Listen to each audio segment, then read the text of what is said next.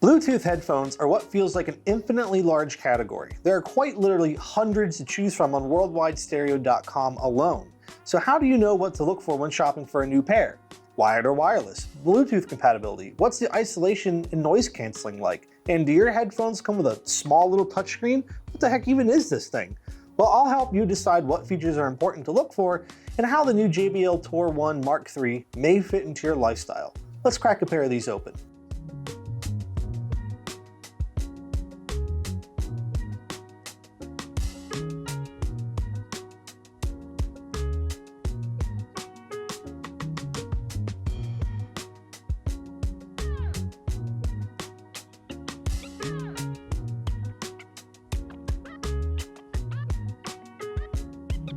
The first thing I want to talk about is wired or wireless headphones. A lot of people nowadays really want to not be tethered down to their desk or deal with the tangled mess of cables getting in their way.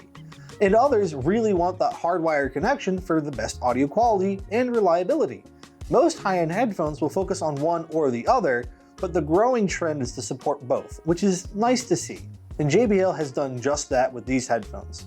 Unboxing them for the first time, I was pleasantly surprised to see the inclusion of not just a USB-C cable for charging, but also a 3.5mm to USB-C cable as well.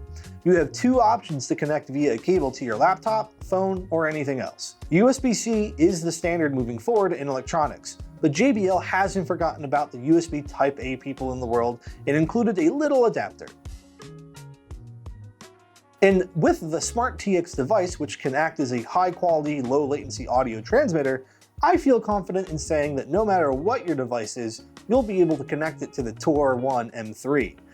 More on the Smart TX device later. The carrying case is something that is incredibly important to me. If you are someone that travels a lot for work or leisure, this is huge.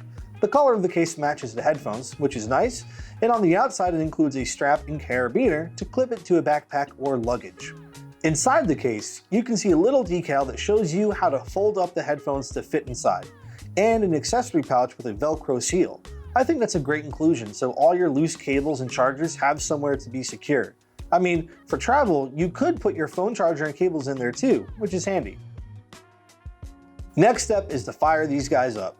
In the box, JBL does give you a 3-step quick start guide and a QR code to download a companion app to help you personalize the headphones in companion Smart TX device. You will also find a booklet that gives you more details on what comes in the box.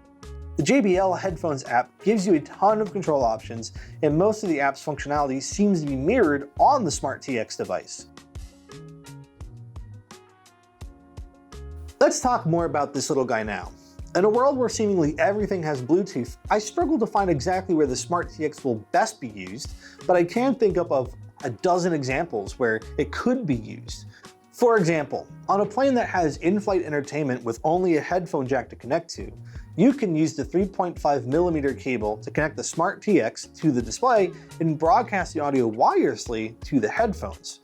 Or when the Bluetooth built into your device is spotty, you can use the Smart TX as a more reliable option. I would say flexibility is the key, and with the combination of Bluetooth in the headphones, the cables JBL gives you, and the Smart TX device, I can't imagine a scenario where you would run into compatibility issues. While we're on that subject of flexibility, let's talk about Auracast. In case you don't know, Auracast is a new Bluetooth standard that allows one device to broadcast to multiple other devices. Traditionally, Bluetooth has been a one-to-one connection, but Auracast allows multiple users to essentially tune into the same broadcast. Cool for anything from like kids in the back row of a minivan watching a show on a tablet to a silent rave, or even as an option for people with hearing difficulty listening to a movie on different volume settings. Now, onto the headphones themselves. They sound great. I'm pretty picky when it comes to audio quality, and I love these headphones.